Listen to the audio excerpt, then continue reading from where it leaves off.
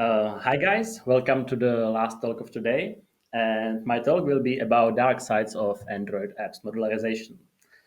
I would like to first introduce myself a little. I have about 8 years or so with experience with Android development. And for the last 6 years, I work at the software agency called Ackee here at Prague. And for the last 2 years, I work as an Android team lead. I also teach at the Czech Technical University in Prague, the Android course for beginners. And in development, I focus mainly on an architecture, great testability of our apps, and also I love the beautiful designs, so that's also my focus. Why am I even here today? What motivated me to talk about this topic? Modularization became a really popular topic in the last 2 years, and every conference had at least one talk about how to modularize your app, why we have failed to modularize your app. Basically, it seemed that it's the must do for us Android developers. So since we are hype-oriented programmers, we have hopped on the train last year, and unfortunately, we've hit some bumps along the way.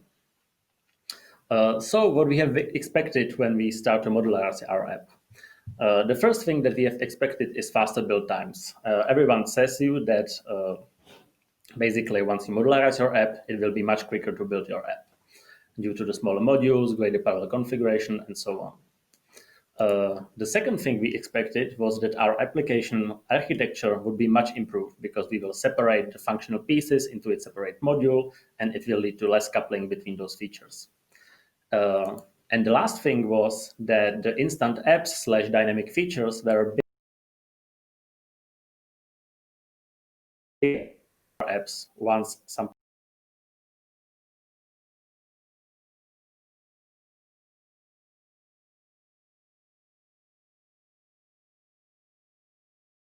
for how to modularize the app was by this great article by Jaren Moles, which has 5 parts. And in this series of articles, he proposed this modularized architecture, which is pretty popular now.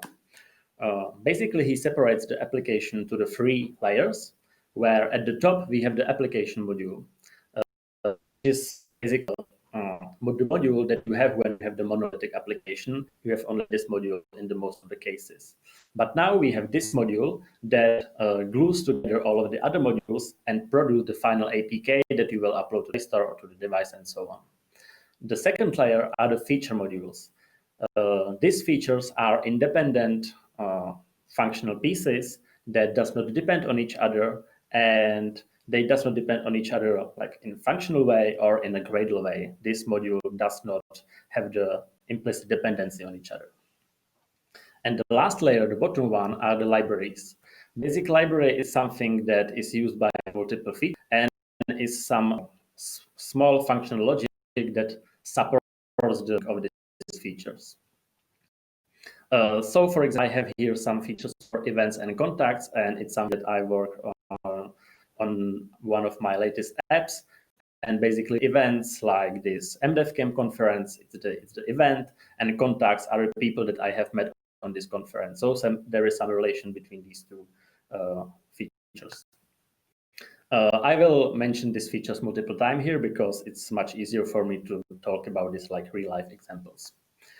Okay, so this modularized architecture looks pretty simple, but as you start to implement it, you will encounter some shady areas that unfortunately Google does not have the answers for.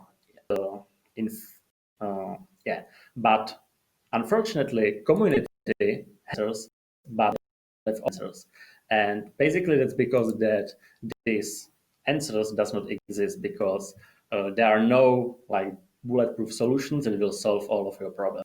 And today I want to talk about some of these areas, these shady areas, what is the problem there and how we have tried to fix it, and if we were successful and we are happy with our solution. So the first topic to talk about is the glue that connects all modules together, which is being Gradle. And let's start by defining the dependencies in a Gradle. Our apps nowadays contains tens of external Maven dependencies right once you start the new project, because you don't want to implement everything, but you rely on a battle-tested libraries. But not all of those modules that you will introduce needs all of those dependencies. But on the other hand, some dependencies will be used by the multiple modules. So as we know, the repetition is evil, and it would be great to have dependencies defined in one place. You can define these dependencies in a build Gradle root file, but well, it's in Groovy, and it's not really easy to maintain, and at least in Android Studio, which is why we have leveraged the build source folder that is suited for this kind of stuff. So this build source folder is the folder that you have in your project, and it can contain common code that you will use in your build Gradle scripts. It can contain constants, tasks, and other supporting stuff that you need in your build scripts. And what is a great benefit of this is can be written in Kotlin, and unlike Kotlin Gradle script, it really works. How does it work is that we'll define, for example, this object with some configuration in the build source folder. And then when you want to use it in your build Gradle script, you will use it like you would in the normal Kotlin code. Then we have this configuration, and we can also define the dependencies for our build Gradle script or for our tools. And we find it here in the object in the similar manner. And we can also use dependencies as a constants in the build dependency script. And what is a great benefit of this approach is that Android Studio will suggest the deletion of this module that we have defined in the build source folder.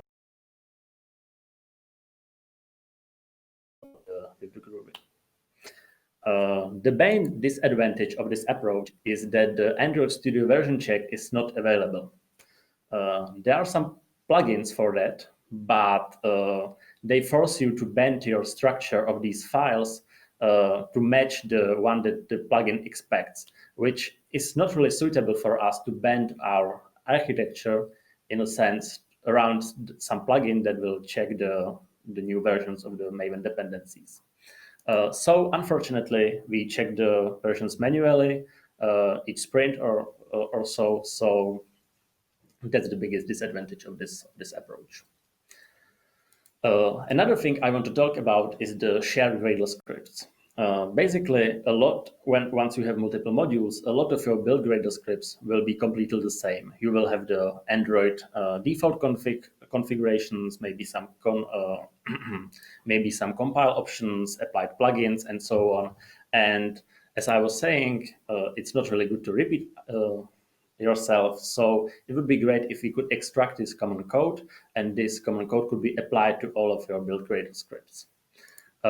So we can actually do it. We can extract it to the separate build Gradle, well, not build Gradle, but you can name it whatever you want, but to some Gradle script. And then this code is merged with the code that you define in your build Gradle scripts. Let's look at some example. So for example, you can define this script that is in the Gradle folder and a file called common library script Gradle. And then we have some plugins applied, some configuration that will be probably common for all of our modules. And then we can use this Gradle script like that in your whatever module, build the Gradle script. You just easily define at the top like that you want to apply from this Gradle script, and then the code will be merged together.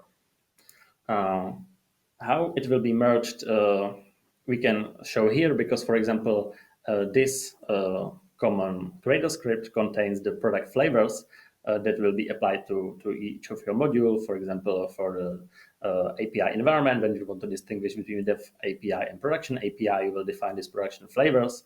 But then in some of the flavors, in some of the modules, you want to actually modify these production flavors a little. So for example, in the networking module, you want to add the build config fields that will point to the API environment that you want to build your app against.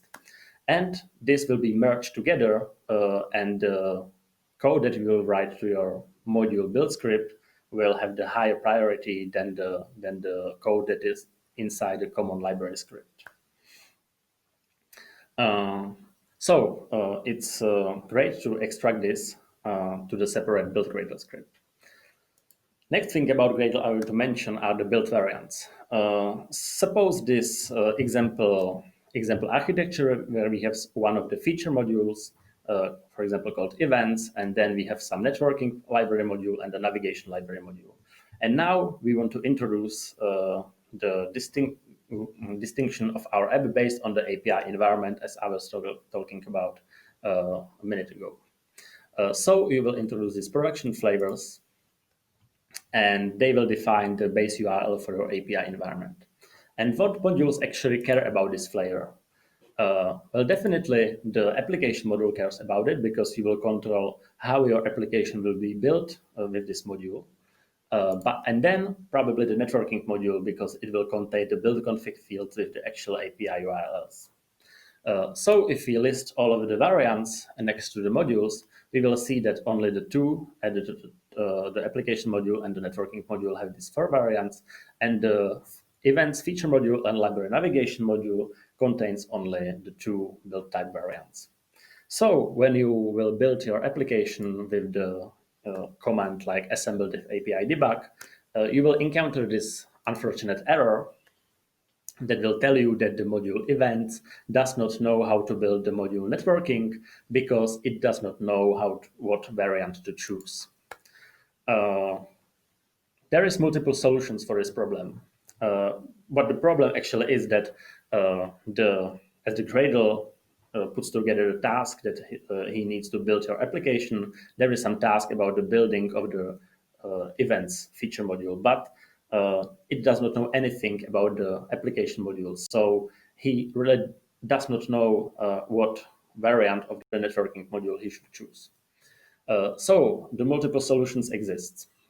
One of them is to define missing dimension strategy, which is something you will encounter when you will search this error on a Google and on a Stack Overflow. And you can easily define how the build should behave when it encounters the API flavor dimension, and you don't have defined what dimension should be choose. So you will tell the default that should be automatically chosen. This works, but it will break the connection between the application module and the networking module, as you can see here on the image when I choose the production API debug, and then it will not propagate to the networking module. This will still be called by the dev API debug, which kind of misses the point what we have tried to achieve here.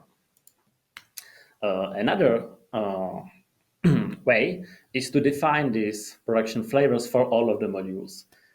This works great. We actually use this on our projects, but this will increase the configuration time, because each of the modules that doesn't even care about this networking feature actually have these additional build variants. And since Gradle configure each of the variants, it can actually increase the configuration time. The final solution that I have is to actually define the production flavors only inside the application module at the top. And you can say, how would I then pass the base URL of the API from the application module to the networking module when the networking module does not have a dependency on the application module? And we can define it with the help of the dependency injection, actually. A little side note, I will not use any specific dependency injection framework, but I will just use some generic provide methods that will give you a hint how it could be implemented in both, well, not both, but all of the dependency injection framework. So you can basically define in your networking module some class called API definition that will contain the URL that you want to build your application against. Then when you provide the retrofit instance from your networking module, this will accept the API definition instance in the parameter through the dependency injection somehow, and it will use this URL as the base URL of the retrofit. But then you will provide this API definition instance in the application module that actually knows about the URL from the build config field. So with this approach, you can easily have the product flavors only in the application main module and free the rest of the modules from this knowledge about the flavors. And I have a final tip about the Gradle, which is about improving the organization of the modules within your project. Because if you will place the modules inside the root project folder, quickly it will become a mess because there you probably will have a multiple of the modules, and the navigation between them will be pretty hard.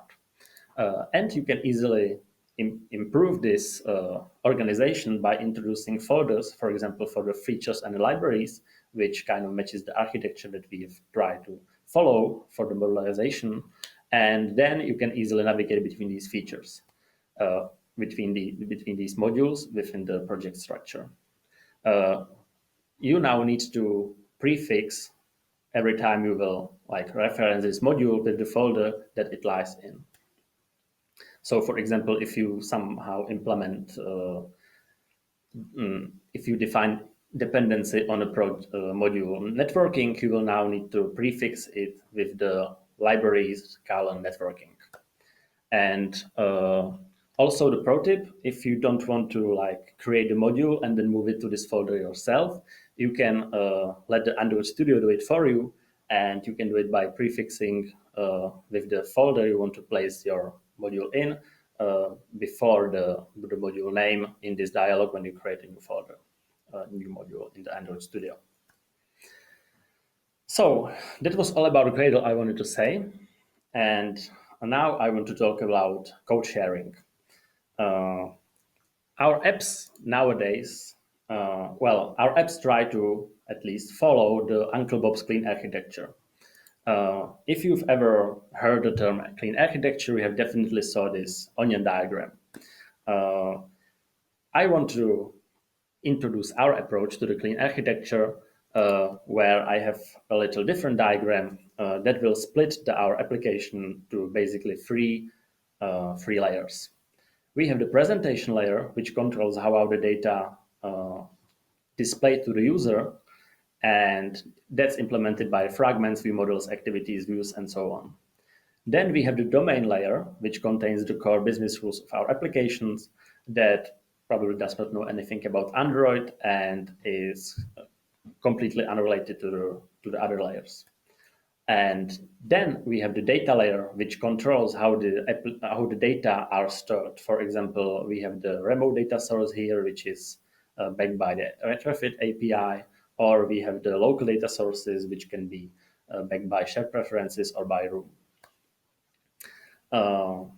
Ideally, when we have these feature modules, it would be great if all of the features, all of the layers that I have described are self-contained within the single feature module, and we don't need to access to any of the code outside of our feature. But unfortunately, this is not the case because in some cases, you need to depend on the code from some other feature. So for example, as I was saying that we have the events and contacts, we can, for example, want to list of contacts on an event detail, and now we have some connection between these feature modules. Or you may have some dashboard that is aggregating data, which also needs some code from the other features. And since I was saying at the beginning, features cannot depend on each other, so we cannot have the direct link to the source code of another feature. What remains? So one of the first approaches that we have chosen is to create this shared library module of the feature that we want to share the code from, and and offer this library module to another features that want to use the code. We have actually used it in one of the projects, but well, as I was describing the library modules, we understand them basically as some helper functions of encapsulation, some functionality that can help the other features. For example, you may have some library for the custom camera that you use in your application or about the definition of your networking, but it's not something that is really tied to the feature code, to the domain business rules that you have for your features. So if we understand this as a part of the feature layer, we can actually use it like that.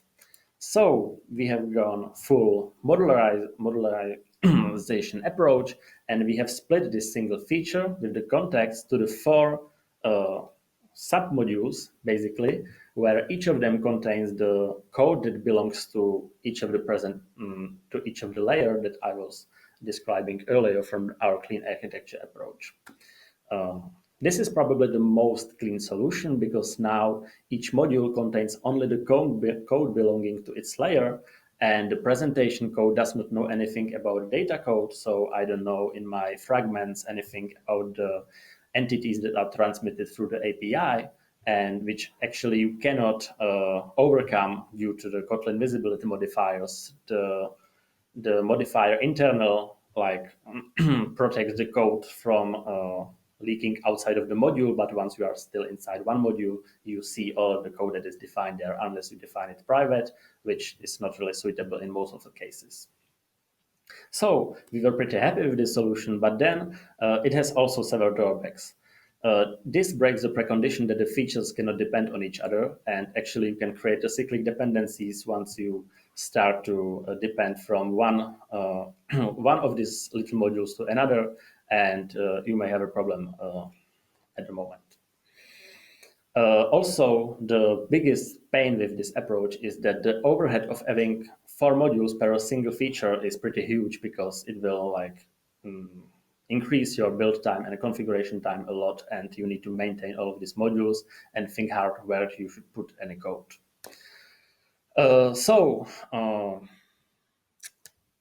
The final solution that we've implemented is to create, it's something similar to the first solution, but now we have this shared module that contains all of the code that is shared with more than 2 features.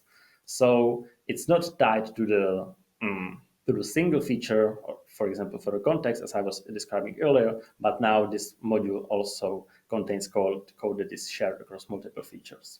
So this, I call it here share, but it can be called base or whatever, but this is some, some shared logic.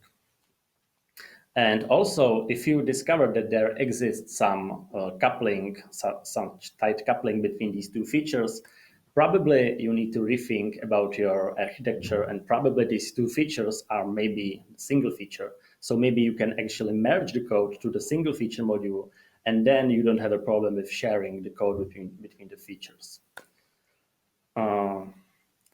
Actually, the discussion that we are having right now is that if this module is actually part of the feature layer, or if it's part of the libraries layer, or if it's part of some completely other layer that we did not specify yet, but we don't have a perfect solution for this yet. Okay, so that was a piece about sharing the code. And another thing I want to talk about is the navigation between features. As I was saying multiple times now, features does not depend on each other. So what it means is that you don't have access to activity A from feature A in activity B in the feature B. And we wanted to find some solution that will be unified for in-feature navigation, because there actually you can use the classical approach for navigation, like start activity, begin transaction on fragment manager, and so on, and to the between feature navigation when you don't have access to this code. And we have again experimented with the multiple solutions. The first solution is that we will introduce a navigation module that is library module, and this navigation module will provide fragment and intent instances through the reflection, where we will define the class names by their fully qualified name. What does it mean is that, for example, we can have some object called intents that will provide the intents to start an activity, and we will define this activity through this fully qualified name. Also, you can provide fragments with this approach because both of the activities and fragments are actually in Android instantiated through reflection, so you can do it as well for the fragments. And then you may see the load class method, and what it actually do is that it just finds the class for this name, and if any error happens, we return null, because you may not have an access to this class in your module. So we want to fail.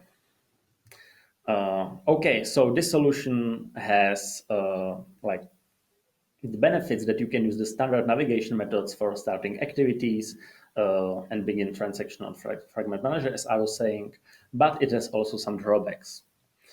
For example, you are not using your typical pattern for instantiating activities or intents by these factory methods, new instance, and so on. But on the other hand, you still have your definition of these instantiations of the classes in one place, being in the navigation module. Then another obvious disadvantage of this approach is that you need to use fully qualified names in strings, and these strings are not changed when you do some refactorings in your code. So, for example, when you rename your your fragment name, or if you move them to another package, this is not reflected in these strings. So you will discover in the runtime when you don't navigate to some of the part of your app. A little side problem I want to also describe is how you would do the arguments passing, because you cannot pass through this navigation module the class that you have access to in your feature module, because the navigation module does not have access to the code that is in the presentation, that is in the feature modules. So, for example, if you want to open some contact detail fragment and you want to pass some contact instance, you don't have access to it in the navigation module. What you can easily do is that you can change the type of the contact to the parse label, which is known in the navigation module, and then you can you can easily use this. But it has also some drawbacks.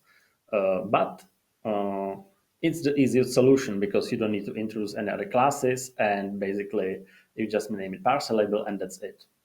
But you will use type safety because you can now pass whatever parse label instance that you have to this class, and the compiler will not tell you that it's an error, and you will discover it only in runtime when you try to read this from the bundle, and it will crash.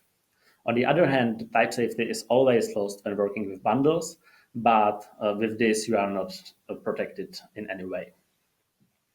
Then we have another solution, which is the introduced new class for the navigation called navigation arguments. And for example, if you want to open the contact detail, we can define this contact detail nav arguments with the arguments that we actually need in the fragment, and then we will pass these navigation arguments to the class, to the method for retrieving the fragment instance.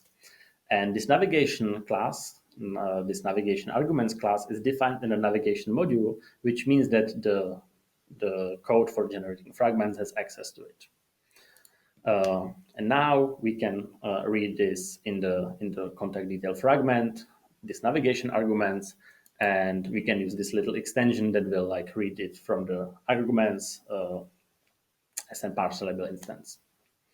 So with this approach, you have improved type safety, but you now need to define more classes for the navigation. Basically, each of your fragments or activities will need these navigation arguments if it actually accepts any of the arguments. Okay, so that was arguments solution. We actually use these navigation arguments now, and now back to the navigation itself. As always in software development, it's better to introduce abstractions over some concept and let the implementation details hidden behind this boundary.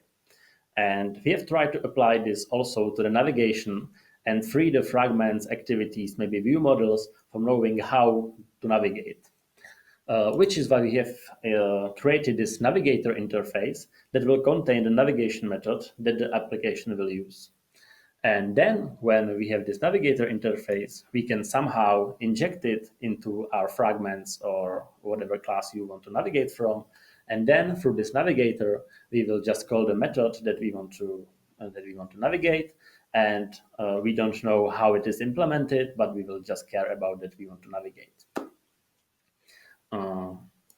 With the navigation component from Jetpack being on the rise, we have decided that we can implement this navigator interface with the navigation component and see if it will solve our solution, if it will solve the navigation problem a little better. The navigation module is still a library module, and now it will contain navigation graphs, navigator interface definition, and also implementation of this interface with the navigation component. So if you define your navigation graph in the navigation module, you will discover that actually it works pretty okay. Android Studio, for some reason, recognize the packages where your fragments are defined, but it will still mark your fragments with the syntax error that it cannot be actually recognized. So, for example, I have defined here some contacts list and a contact detail fragments, and then one navigation action from this list to the event to the contact detail. So with this approach, actually, when you move your fragments for one, if you will refactor your packages a little, it will be correctly propagated here, and the names of the packages will be changed accordingly. But when you rename your fragment or you move your fragment to another class, to another package, it will actually not work. So we have this navigation fragment, and then we have the navigator implementation with the navigation component. When we somehow obtain the navigation control, and then we can implement the method from the navigator, open contact detail, by navigating through the navigation control with the action that we have defined in the XML. Now we have some method for binding and unbinding the controller, which is actually being done in the navigation activity that inflates the layout with the navigation of navhost fragment and so on. And this activity is responsible for binding and unbinding the navigator. So this is the way how we can implement the navigator interface with the navigation activity, navigation component, and now we can change the implementation, and our fragments or activities are not affected by changing how are we actually managing the navigation. There is also, of course, several problems. For example, once your app will grow, your navigator interface will grow. And you can actually solve it by implementing multiple smaller navigators, and the navigation activity will implement all of them. That's one of the solutions.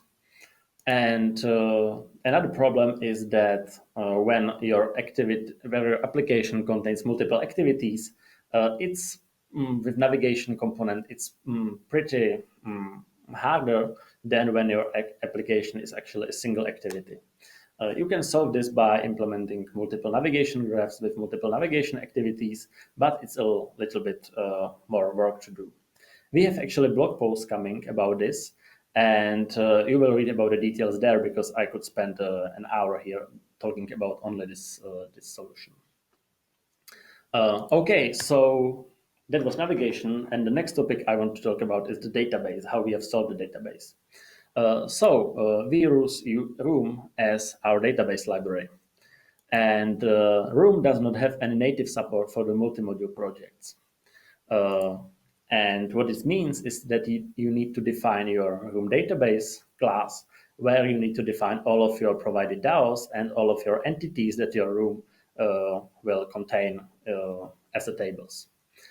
So what it means is that basically now you have two ways how you can proceed now. You can have a single database for the whole project, or you can have a database per feature. So let's explore the first solution. You have some two features, for example, events and contacts, and now all of these features contains its small database file. This is great because you can encapsulate all of your implementation details about your database and so on in a single module, and from to the outside you don't even expose that you use this, and you can, for example, use multiple database libraries. You can use Realm with the room, and also you can have a multiple you can have different settings for each of the database. So for example, one of the database may have destructive migrations rule, and because you don't care about the migrations, and that other database actually care about this migration, so you can have it separately. But the main disadvantage is that once you need to do any aggregations over multiple tables that are defined in the multiple databases, for example, joins, views, or any other way, and or any other, you actually cannot do it because you don't have access to the tables that are defined in different database. And also, as mentioned by Git Bogar on the IO 19 last year, now you need to handle multiple connections to the database. And database connection is actually not really cheap, as I have discovered in this talk. And you should actually free them when you stop the working with the database. So you should actually handle this. So another approach, besides having a database for a feature, is actually to have a single database for your whole project. And all of your DAOs and database entities are defined in this single module, and each feature module depends on this module. And this is actually pretty easy to maintain because now you no need to think hard where you will put your code. But, well, it breaks the encapsulation of the features because now the single module contains all of the database code of all of the features. So we think a little about the solution, and we have come up with some compromise that will still have a database module with the definition of the database with the entities and the DAOs, but actually to have the DAOs and database entities defined in the feature modules. Well, you probably may be confused now, but what it actually means that from this graph, this dependency graph, we have implemented this graph. What it means is that now the database module depends on the features and it's not vice versa, which kind of breaks something that I was telling at the beginning, that the feature depends on the libraries and not the other way around. But this allows us to have some benefits from this approach, because now we can have the database DAOs and database entities defined in the feature modules, and the library database module just glues this all together within the room database class. Yeah. Okay. Yeah. So the disadvantage is that now you need to define the dependency injection in this module with the database, because you don't have in the feature module access to the room database class, which actually provides the DAOs. The disadvantage also is that Android Studio does not have really great tooling when you need to actually aggregate this data or access the data defined in the different tables in different feature modules. So, for example, if I have this database entity contacts and database entity events, and I want to do some SQL query in the feature events module, then the Android Studio will actually mark it red because it does not have the source code dependency on the contacts. Okay, Google is working on some better approach about the multiple database, but it's not currently in production, and they are still working on it. Okay, so next topic is about testing.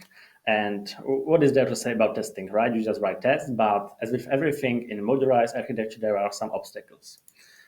Sooner or later, you will define some utilities in your tests. So, for example, custom generate rules, Java coroutines, and so on. And It would be really great to define them in one place, for example, in your base module, but you cannot do this because in Gradle, Gradle does not support the source code dependencies defined in the test source set of a different module. That's the limitation about the Android projects. It works with test fixtures for Java and Java library modules, but it does not work with the Android projects. We have created a separate testing library module that contains these common dependencies and also the common code that we want to share in our tests. The dependencies, we can have the mocking framework, some testing dependencies that are used in all of the tests. And one important note is that in this testing module, you don't place this code to the test source set, but you will put it in the regular main source set. And also these dependencies are defined without the test prefix. And I will show you what it actually means. When you have some, for example, extension on the live data, you will define it in the main source set. And when you want to expose some dependencies from your testing module, you can do. You need to do it with the API and not test API because it will not be visible to the outside of the test API. But when you depend on this tool, you will actually use the test implementation because you will use it only in a test, not in the production code. The same problem is actually with the test fixtures of your feature module. For example, if you have some fake for your data sources or your repositories and you want to share these fakes in the different features, how would you reuse it if you have it defined in the test source set? Well, actually, you can do it this, which means that you will implement the companion testing object of your feature module. So, for example, I have this feature share that contains the share code, and I have the share testing, and the share testing contains the fakes. And then when I want to use this in a test in my contacts feature module, I will use test implementation on this module.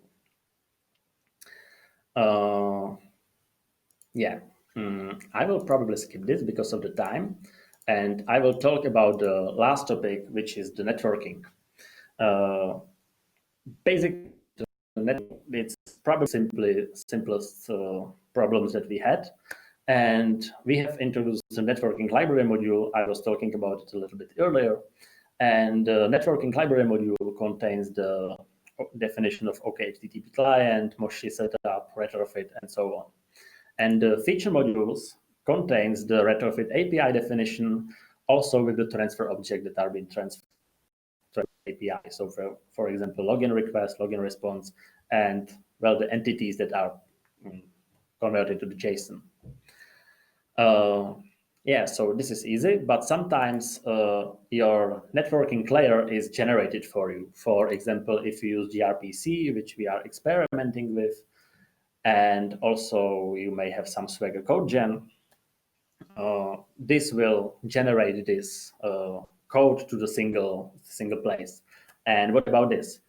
Well, actually, we still handle the generation in the networking module, and it means that it's defined in a single place, but our feature modules use this generated class like if it were, but they are only shifted down. So that's about networking.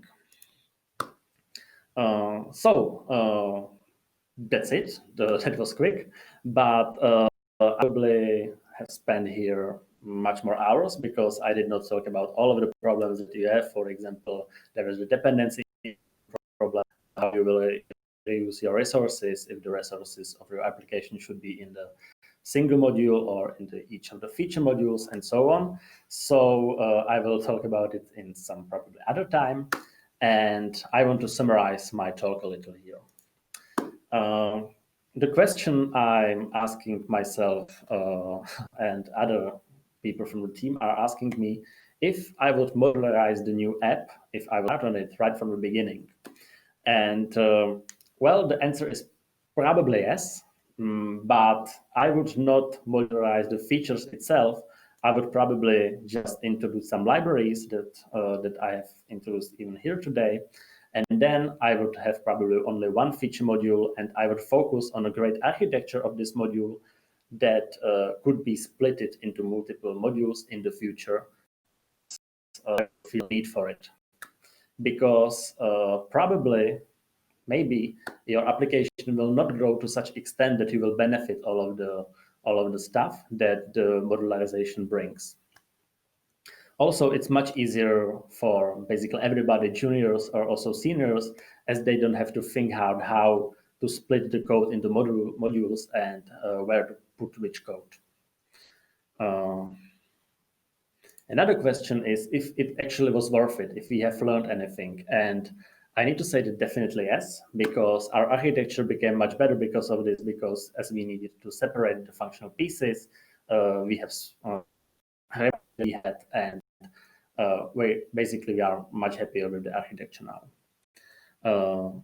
We have separated some functional pieces, for example, like networking, into its own module, and we have also developed these abstractions over navigation that can be implemented even in the monolith, not only in the modularized app.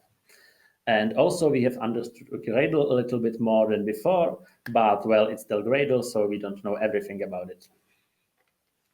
And what about our expectations from the beginnings? Well, there was faster build times, which actually are not really a case, because due to the multiple modules, your configuration and also the clean time are much longer than if you have a monolith. And it depends actually if we've met this expectation or not. Another expectation was improved architecture. I was saying in the previous point that we have actually improved architecture. And about the instant apps and dynamic features, well, we have not yet implemented it, so we don't know if it was useful or not. So that was all from my talk, and now is the questions time. Okay, thank you. And let's move to Slido.